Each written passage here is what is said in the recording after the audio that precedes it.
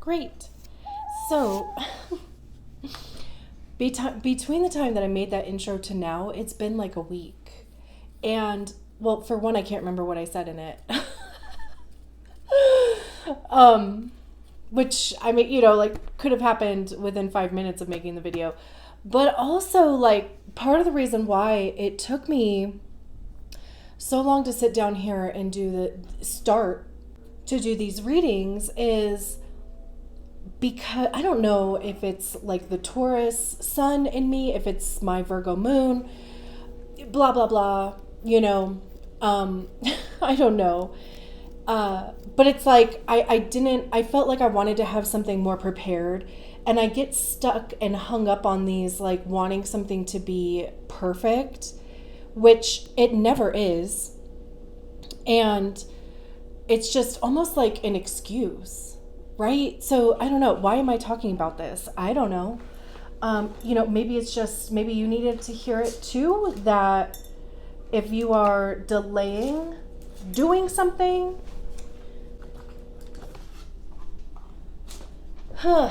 other light.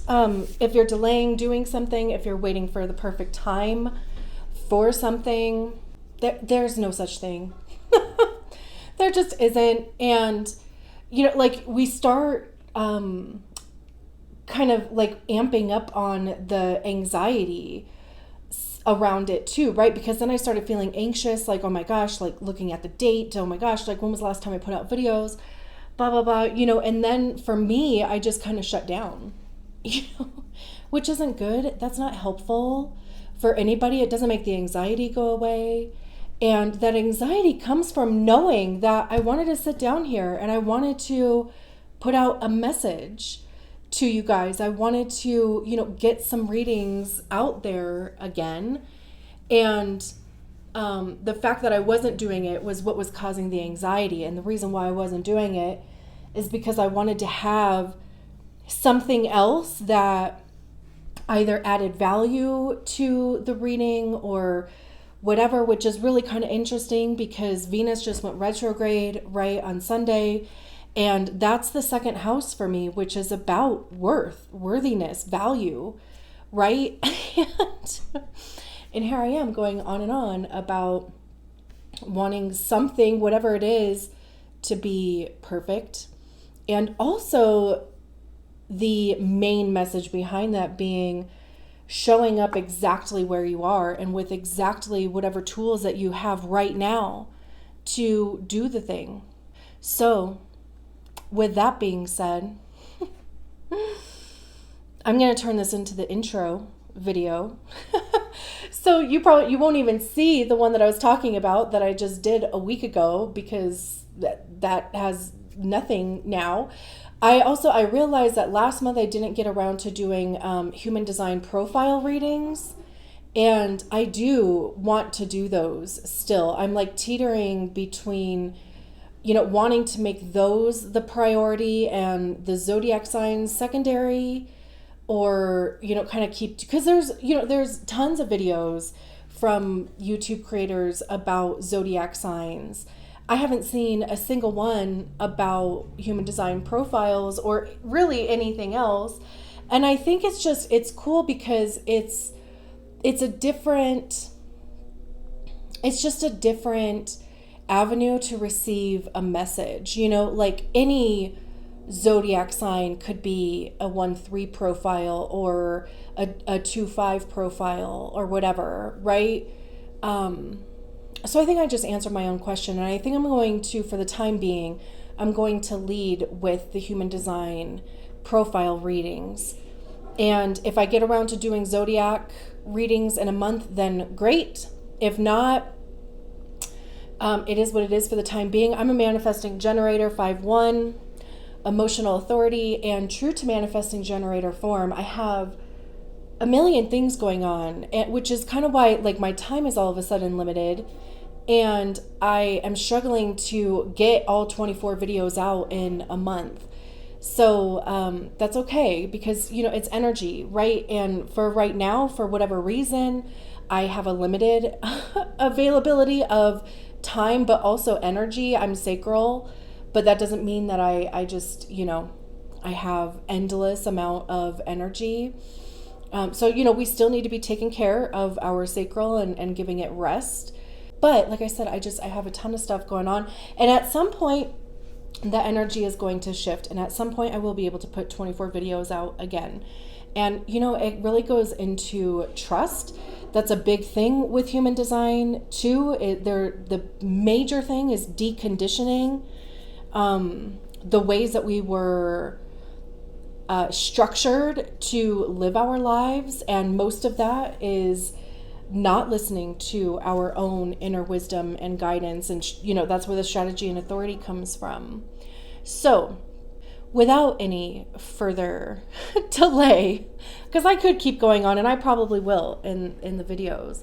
But again, I'm going to lead with the human design profile readings. I am not going to worry about, I like to have some sort of content that goes over each profile, just to give you, like a different perspective from somebody else and their understanding of what the profile says. I have some stuff buried in my phone, but I'm not gonna go. I'm not gonna go search for it this time. So going forward, I'll the next time we do these readings, I'll have some sort of content. But for now, we're just going to treat it in some kind of way. Okay, hello. So I don't think I actually introduced myself at the beginning of that intro or whatever. It wasn't an intro and then it turned into one. My name is Liz. This is Heretic Tarot.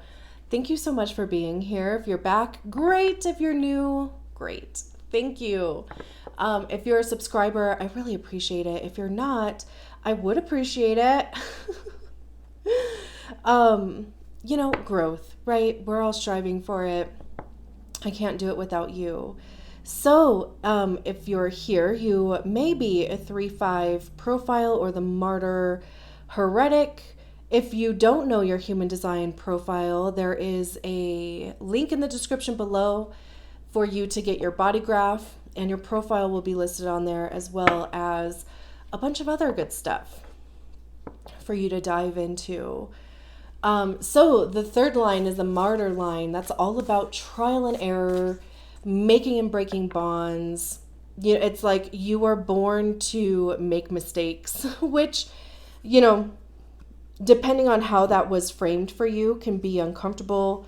As you kind of grow older, you may, and especially with human design too, come to appreciate that gift, because you are the one who is going to figure out how to do something. And unfortunately, or fortunately, that takes figuring out all of the ways that something doesn't work in order for you to discover what does work. But also, when you share that with people, you're the one that truly knows, no, I know that this works because I've tried every other which way I could possibly do it. You also are probably one of the people, you can't be told how something works. You have to try it, you have to be no, that I have to have my own experience with it. When you're a kid and your parent tells you not to touch a pot because it's hot, and you're like, pfft, and you touch it anyway, and you're like, oh shit, that's hot. Great. I mean, you probably didn't say, oh shit, when you were a kid. You might have, but, right? But it's you had to experience what hot was, right? Also, the making and breaking bonds thing, that could be, as far as breaking bonds, it could be for an hour, it could be for 5 minutes, it could be a day, it could be forever, right? But that's something that, strategy and authority would help you through as well. And then the fifth line is the heretic line, or heretic. I just like the way heretic sounds better. And I like the way that sounds with owl, like heretic owl versus heretic owl.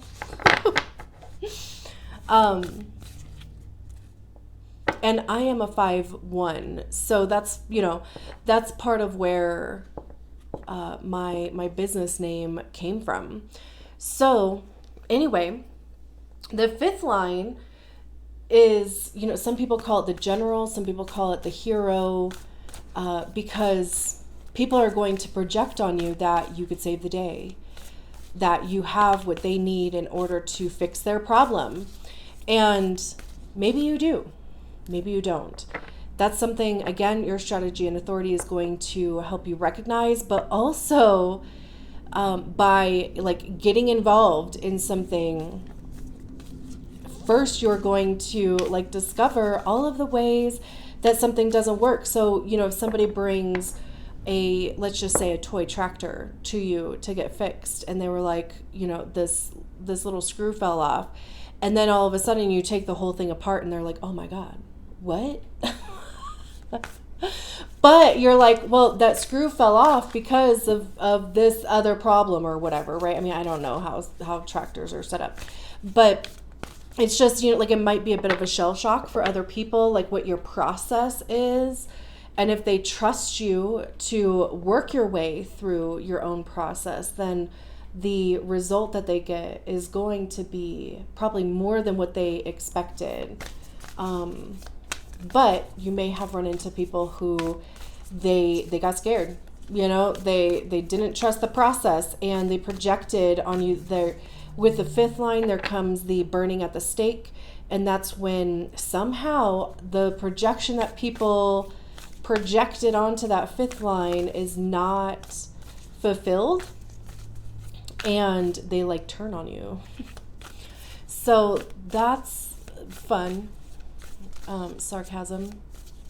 Like I said, I'm a 5/1, so I definitely I can get down with that fifth line energy. So, but also, it's not that you're going to fail every single time, right? That's not at all what I'm saying, but there is just that potential that is there to where the process goes, it is trial and error. It is trying things, and it is discovering what doesn't work. But the purpose of that is to discover what does. And there's also this dance that comes along with the fifth line, to where if you do enter into a projection, it's do what you have the capacity, the ability, the desire to do, and then step out, right? It's recognizing when it's time to go, and it's time to pass the torch on to somebody else. And your strategy and authority is there to help you with that. Really, the strategy and authority is there to help you enter into the quote-unquote correct experiences for you. And your profile is how you interact with those experiences, the people, the energy. Is there anything else I wanted to say about the 3-5?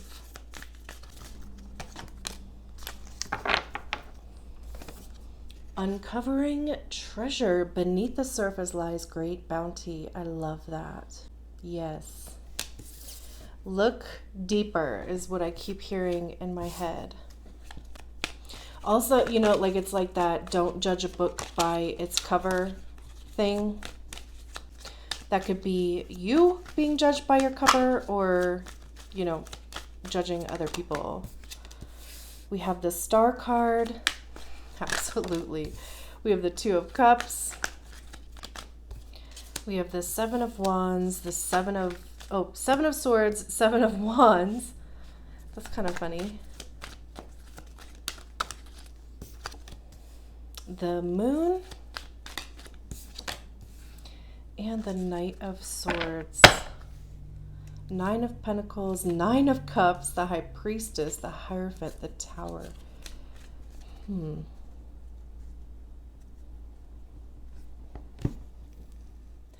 Okay, sorry about that. Fix the camera. How interesting. So we start with the Star card, which is Aquarius. And the Star card is all about hope, faith, manifestation, prayer, whatever terms you use for those things. I see the Star as being that space between the 5D where we do manifest and co-create, and the 3D where we are. So, the star is like that space that's right between it.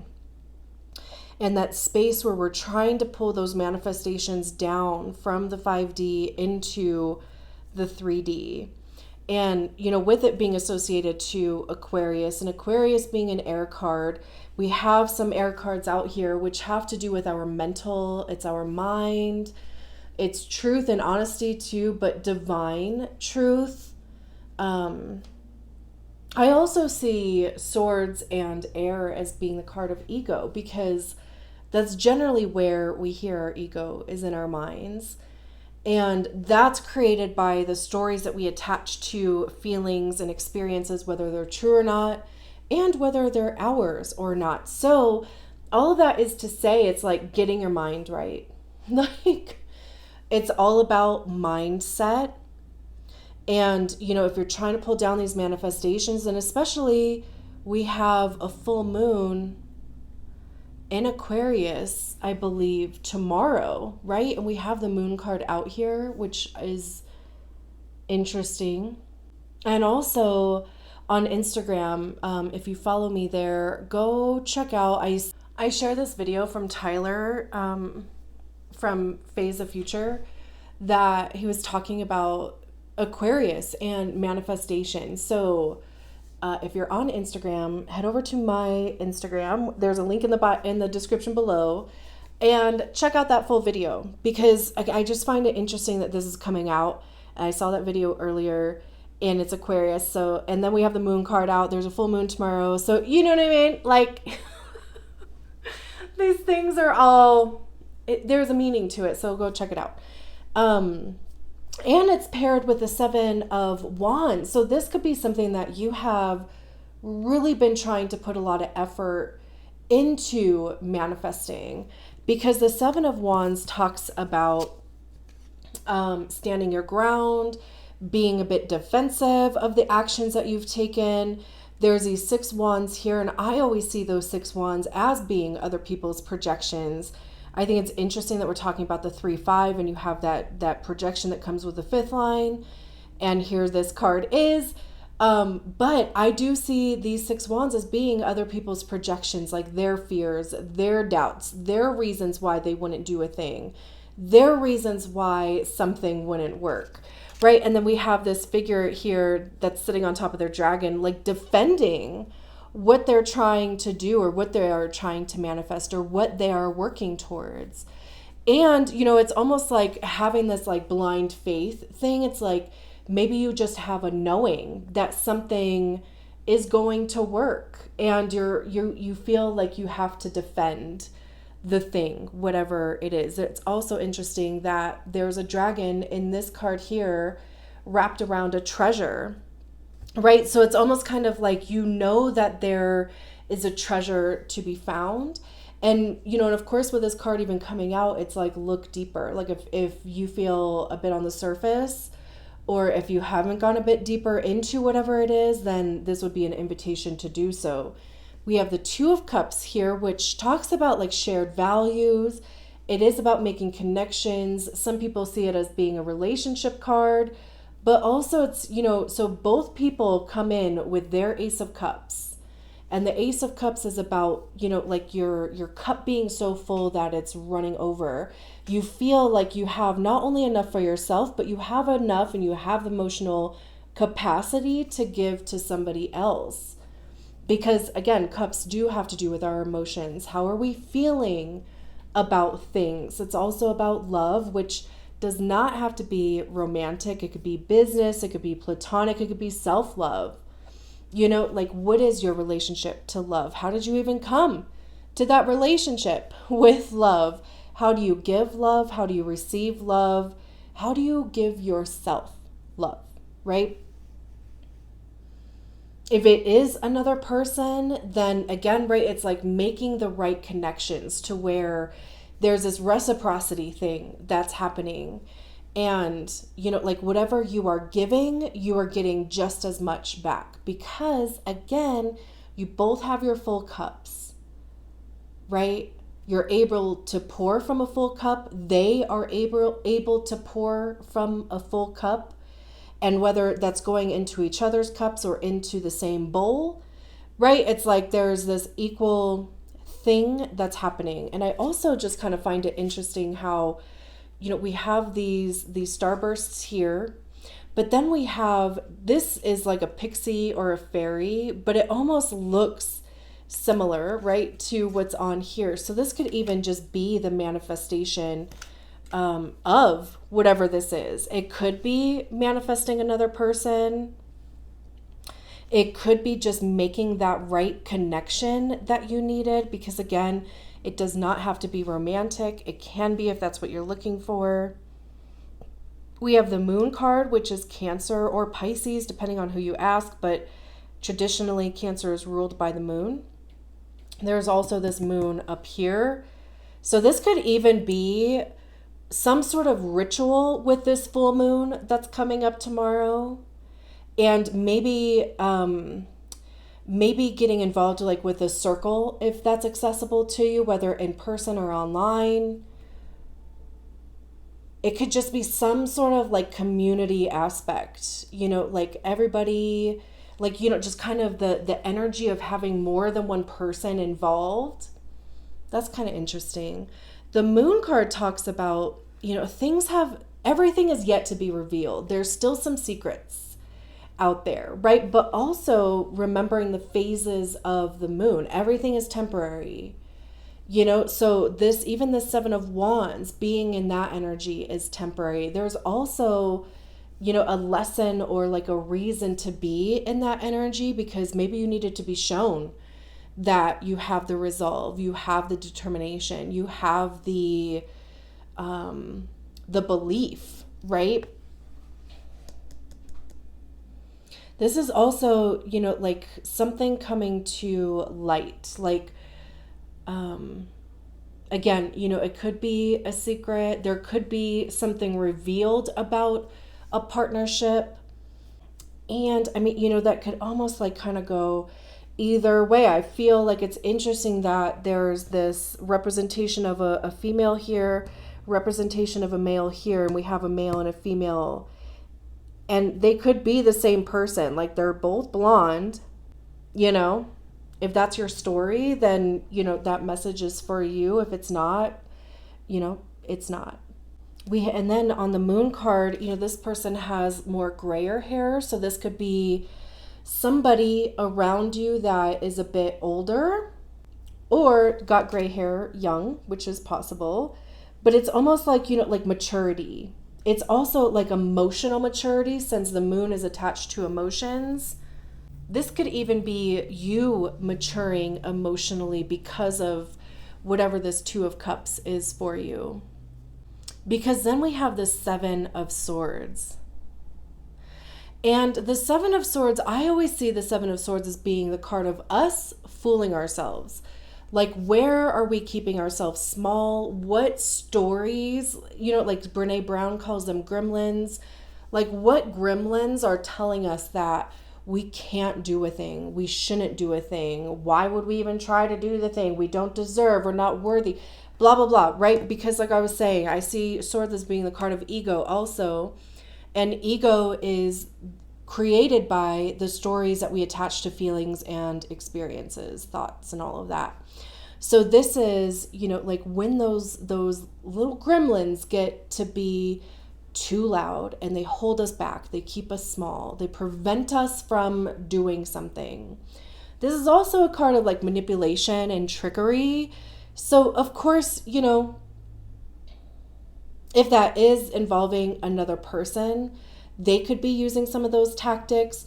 Traditionally with the Seven of Swords, there's that figure that is like tiptoeing away from a camp holding seven swords. And it also talks about taking calculated risks, because the whole reason why that person is doing that is to handicap their enemy or opponent in battle, because they're taking the swords away from them so that they're not able to come to battle fully prepared to actually fight and win.